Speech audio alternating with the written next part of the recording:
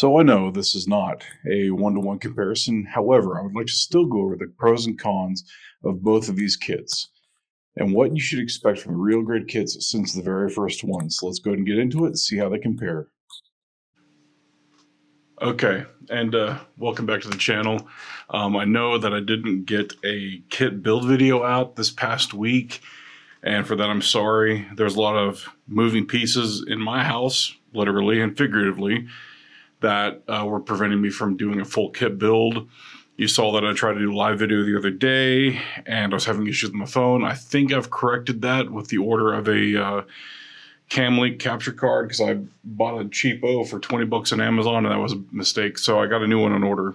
However, in lieu of that kit build video I didn't get to create this past week, I'm going to release this video on Wednesday, which is, I think, the 19th. And I want to go ahead and get this out there because I haven't done a comparison video in a while. And so I'm comparing the number 1 kit in the real grade versus number 17 kit in real grade. And there are differences, even though they are not the same kit, they are in the same lineup. And I do have the version 2 of this coming, so I will be doing a build video on that one, and I'll be doing a build review video on that one compared to this one. So I'll probably do 3 videos and do a comparison. But I want to do a comparison on these two because they are wildly different, and they both have pros and cons each. And so I want to get right into it, right? And so I want to go and get into the pros. And so I want to get started with the Wing Zero Custom Real Grade. And so why I think this kit and what I think of this kit with its pros and cons. And I also want to tell you which kit I would suggest you buy versus which one I suggest you don't buy.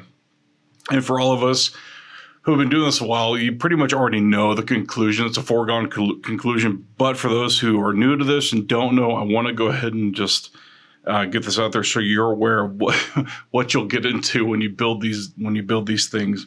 And so first and foremost, the pros on the Wing Zero Custom. It is far more sturdy than what you would see on the other kit that was sitting next to this a moment ago. This kit is sturdy. It is very well built. It is very well detailed. It is a solid piece of kit. Now, every kit, of course, has its drawbacks, has, its cons, but we want to get into those here in a little bit. And I'll mess with this all here in a little while. But anyway, this will also pose and maintain its pose. You cannot say that about some other kits, especially the really early real grade kits. They just have a hard time posing. And so this one will keep its pose, albeit, which gets into, I didn't write that as a, did I write that as a con? I think I did. No, I did not. So yes, I did. It cannot stand on its own with the backpack attached. And so this backpack, as you know, the Wing Zero Custom, this also came out, for those who don't know where this kit originated from, this is from Gundam Wing Endless Waltz. This is the only time you ever see this kit initially. I could be wrong on that, but I believe that this was the first appearance of this Gundam, which was in Gundam Wing Endless Waltz. Anyway, so it can pose and keep the pose, but you have to put it on a stand. Now I've got these little Tamashii Nation stands. I've got a couple of action-based 2s. I like the action-based 2s better than these Tamashii Nation bases. These are mainly meant for the action figures, for like DBZ, Gundam, or things like that. But it's they're not fully solid. They're not that great, so I recommend probably not buying these. I bought this because you got a 2-pack for 17 bucks. Just go to your local hobby store and get like the action-based 2 or the action-based 4 and just use those instead. They're far better. Spend the money on those stands and you'll have a better experience. Believe me. Learn that the hard way. Anyway, this is also not a grenade. And what I mean by that is this kit, when you pose it, manipulate it, whatever you want to do with it, the pieces of this kit do not or are not prone to fall off as you would see in earlier real grade kits. You can move this thing up and down, side to side, left and right. It is articulate. It will move. It will pose. It will hold that pose. It is not going to grenade on you, period. It will not grenade on you. Pieces are not prone to fall off. The only piece I've seen fall off on this kit, the only one, is right here back in the heel. And it's only because it slides into the foot. And that is prone to kind of fall off from time to time when you mess with the feet. Outside of that, this kit does not fall apart. The other thing is it is far more articulate. Like I showed you just a moment ago, you can articulate the crap out of this kit. It will articulate. It will pose. It will move in different directions. It will do all the things that you would like a real grade to do and look good doing it. It'll do it. It simply will. And kit to kit, and I might have a little bit of bias here. So, I might be a little biased, but kit to kit, I got to move this light. This kit is far more detailed. Now, with that said, every kit that's come out after each one in succession, so, this is number 17, so 18, 19, 20, all those, they seem to have a lot more detail in them as you go further down the line. So like the Force Impulse Spec 2, that kit's got a shitload of detail in it. The Exia has a lot of detail in it. So yeah, comparatively, since this is number 17 versus number 1, this has a lot more detail in it versus that one. The last pro I want to put out there for this kit is that this is number 17. Now, granted, we're on, I think, number 41 now, in the early 40s of these real grade kits. But what I mean by number 17 is there is a certain point where Bandai, when they were making these kits, when they started from number 1, they had these really goofy inner frames that either worked or were absolute trash. And for the most part, up to like the first 20, it was kind of a crapshoot. For what I've read on some people's responses, the first 25 were even considered a crapshoot. You never knew what you're getting. And for those who have built the Zeta Gundam, I've heard, and the Strike Freedom Gundam, I've heard nothing but complaints about those two kits in particular. So it even does affect some of the later kits as well. But it's more prone than the kits from 1 to 20, from what I understand and what I've been able to see thus far in building real grades.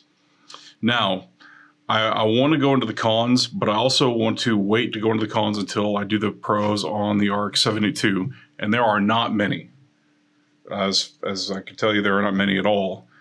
So the pros here, this is the first real grade kit. This is the first one. I think in all lines, as a matter of fact, the RX-78-2 is going to be the first kit in all, so master grade, real grade, high grade, intra grade, perfect grade. I think they're all the first kit, which makes sense. It's the first Gundam.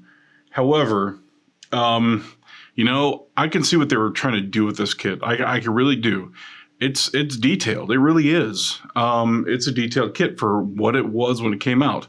Now, did I put any stickers on it? No, because this was my first real grade. Funny, because it was the first real grade. And I didn't know that when I first started building this one. Anyway, that's beside the point. I didn't put any stickers on it because I was worried to, and rightfully so, because as I was building this thing, I noticed so many cons to this thing immediately. But I got in my notes here, and I want to follow this as best as I can, is that even though this kit is detailed for being the first one, right? The Char Aznavour Zaku 2, that custom Zaku 2, which is number 2 in the real grade lineup, is much more detailed than the RX-72. So even from 1 to 2, I think the design team realized that they were able to get much more out of these kits than we saw here.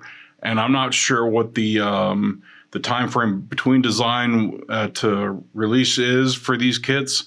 I haven't really researched that. Maybe I should, so I can understand a little bit better. But this kit versus even Char Aznavour's Zaku 2 is inferior to it, just based off of design and detail alone.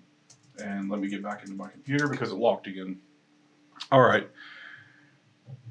Another pro for this, and this isn't really so much function and form. This is more or less, this is a timeless design.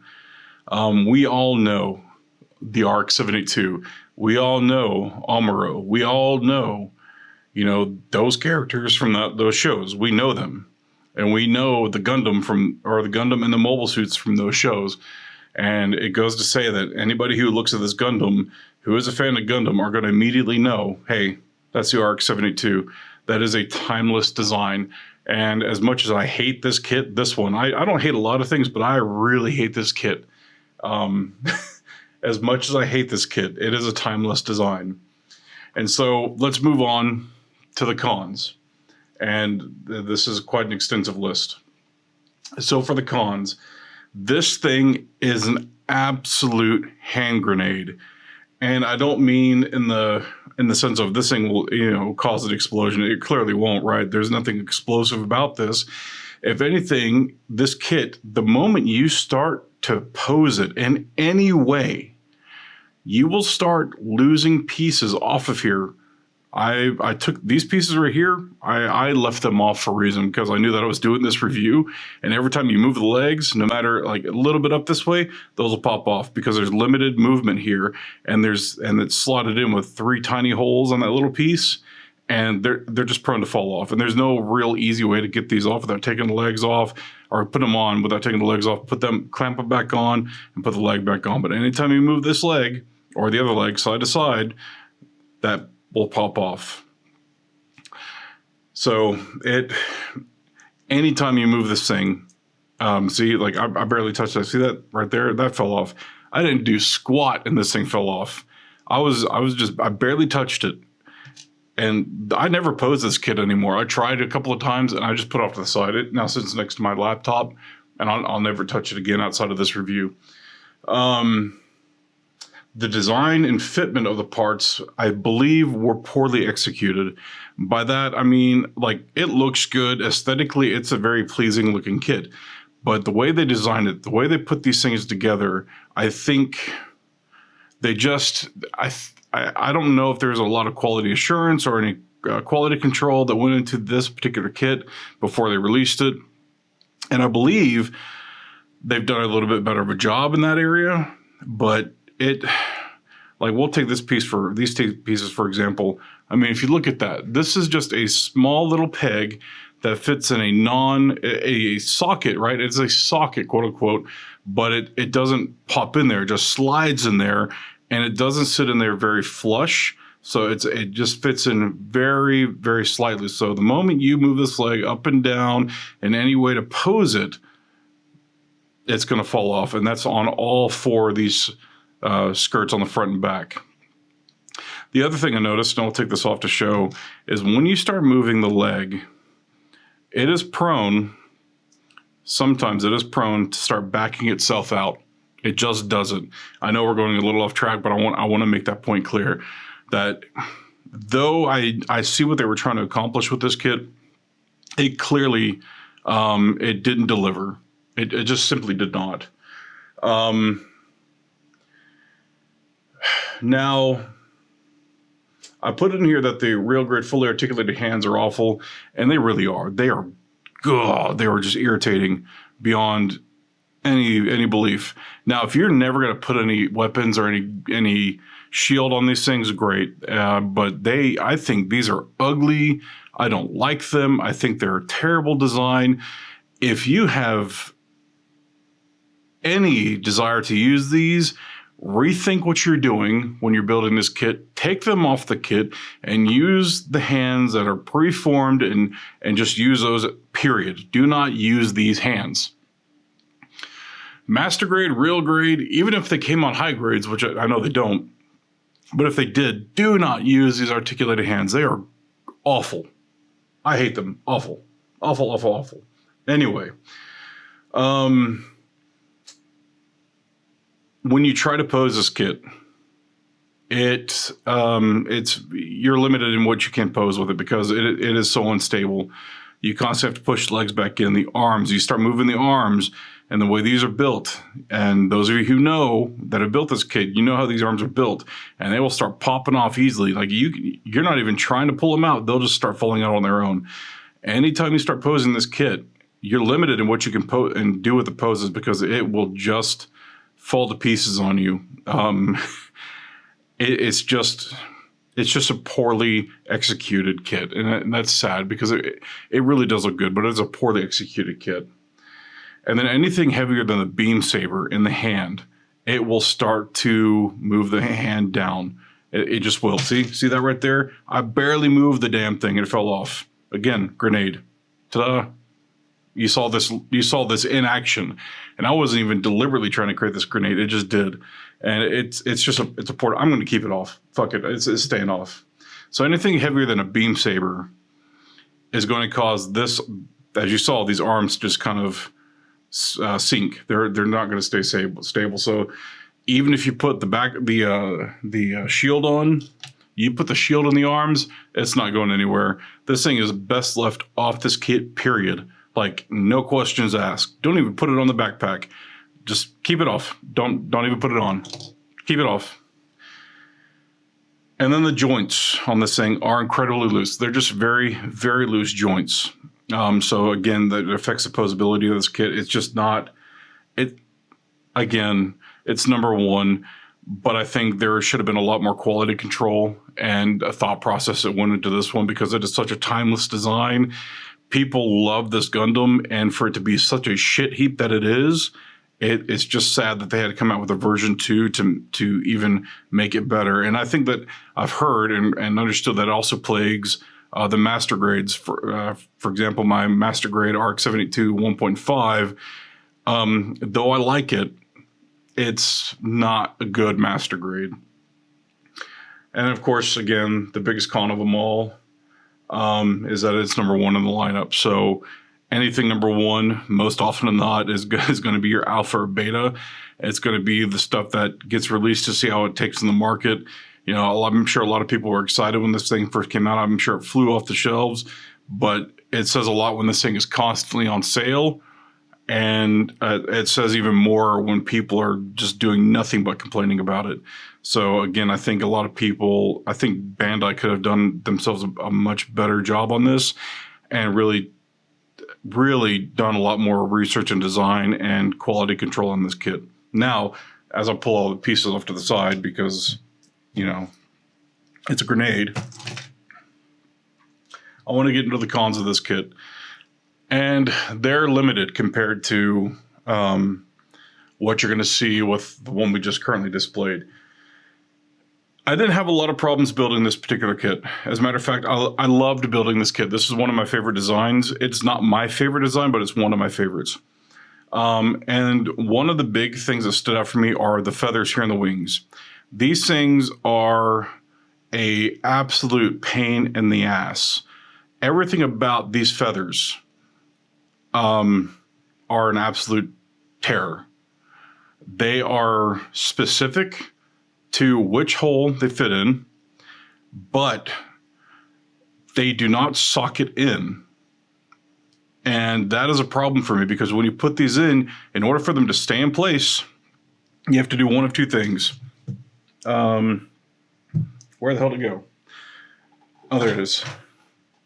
I had to put this in on some of the sockets to make them stay in place. I know people use some of that sticky stuff. I forget what it's called, but it's like a putty that they use. Some people use that. I put a little bit of nail polish and let it cure a little. And then I was able to clamp down the second piece of the wing in order for them to stick in. The other thing is they are very specific to the hole that they fit in. And so they are labeled and they have little identifying marks like triangle, square, circles, so that you know which wing fits where, or which feather fits where. So they're very specific in which way they fit. As you know or have heard in some of my other videos, I'm very much not a fan of how that proprietary nonsense goes. And so this just highlights that. And I've already hit on how they're not able to really fit in place very well. So that was cons 1 and 2. And the second con, the one that really stands out, is that this kit will not stand on its own. Despite my attempts, unless you were to put the wings, and the back wings are here flat on the surface or against the surface and pointed down, you're still going to get a little bit of tilt backwards with the kit in order for it to stand on its own. So this kit is very much meant to be on a stand and a stand only. Do not try to stand it on its own. Put it on a stand, put it in a pose, make it look amazing, and leave it alone. That's basically what I'll say. Take it off the stand a couple of times and pose it. I mean, because it can't handle it. You're not going to sit there and things are not going to break off. As you can see, I can manipulate these and they're going to stay just fine because the way these are stacked, how they're built in, they have little pegs in here that sit inside of here and snap inside of this blue piece, and they sit flush, so you're able to move these around without things falling off. So as I said, as I got further along with the real grade kits, things started to improve. And you saw that with like the number 2, number 8, and again, this is number 17. And number 8 was actually the MK2 AUEG from Zeta Gundam. So that one kit, I built that recently. I would so recommend getting that kit. Go buy that kit. It is worth every penny you drop on it. Go buy that kit. And then go buy the Titan, the blue version of it. Go buy that one too. Buy them both. Anyway, getting off track. That's pretty much my review. Now, which one would I prefer that you don't buy? Well, that's pretty clear. Don't buy this piece of shit. Don't buy this piece of hot garbage. Even if it's on sale, don't buy it. And the only way I would recommend you buy this thing is if you're going to build a diorama and you're going to glue the ever-living crap out of this kit and pose it and make it maintain that pose with glue. That is the only reason I would tell you to buy this kit, is if you were going to build a diorama and then put it together, rubber cement it, and leave it alone. And then that's it. That's the only way I would say, yeah, go buy that kit. Because on a good day, it's like $22. So for that, sure, buy that kit. If you want to pose it and you want to do things with that kit, buy the real grade version 2 of this kit. I've seen build videos of that kit. I'm about to build it myself because I got one on order. It's been on back order in a couple places I've looked for quite a while now, and all the opportunities I've had to buy it, I've squandered. So I finally just did it. But all the build videos, reviews, everything I've watched of the version 2 of this kit, they have praised it. It is a night and day difference between these two. So go buy that kit. If you want to pose, you want a good solid kit, you want something that's going to really work well for you, buy that kit, not this one. Spend the $37 on the version 2 and avoid spending the $22 on this kit, especially if it's one you want to pose. Otherwise, buy this one for $23, $22.99, diorama this sucker, and leave it alone. That's the only way I'd suggest buying this or recommend buying this kit. Otherwise, buy this kit or any other real grade that came out after that RX-78-2 version 1. You can take your chances on Zeta Gundam. You could take your chances on Justice. You could take your chances on Strike Freedom. You could take your chances on a couple other ones out there.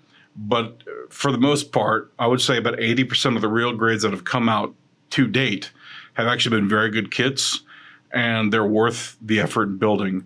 As a side note, the real grade Tall Geese is by far one of my favorite builds of the real grade lineup. So if you buy any real grade at all, if it's not this one or any of the others I've listed, go get the Tall Geese. That one is a masterful kit. It's so good. Anyway, that's basically it with this. And again, I say this near the end of a lot of my videos. Go ahead, if you like this video, like the video. Please subscribe to the channel. I'm still doing that giveaway. 500 subscribers get you a master grade Sinanju Stein Verka. I'll hold a raffle on that, or not a raffle, but I'll pick somebody out of those 500 subscribers, that lucky winner, wherever you're located. I'll take that kit to you. If you're overseas, we'll have to adjust for that accordingly. But if you're here locally to close to me, I'll come deliver it to you. If not, I'll send it to you via mail, UPS, FedEx, or USPS, or DHL if that's where you live. Anyway, that's it. I hope you liked this video. I hope it was informative, and I'll let y'all continue building. I'll see y'all later.